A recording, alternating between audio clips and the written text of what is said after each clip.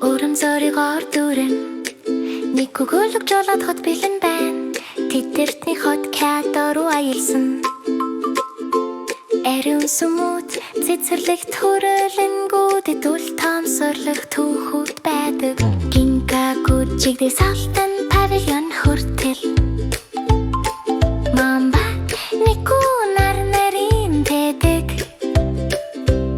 аршямагийн хулсаар тэдалгч тоглолтод самурай тосгонд тэд эндүүлдэх болно.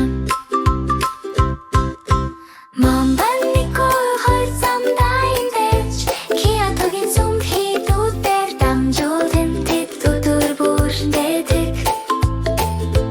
Нижо цэсэс гишагийн нэг үйлсэл хүртэл тэд нүрэндээ эндэмсэглэлтэй тогсодлох болно.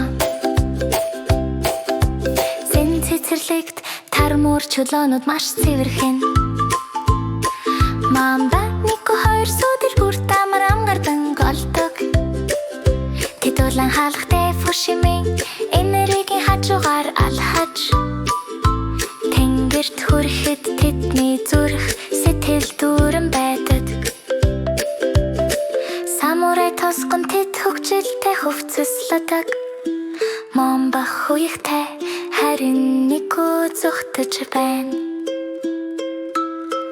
Уламжлалт цайны дэвтрүүдэд тэд өөр Кичээсай шатын чулан дая хүртээ өдөр бүрийг Мамба нику хоёр замдаа эндэж Киотогийн сүмд хийдүүдээр дамжуулан тэд өдөр бүр дэдэг.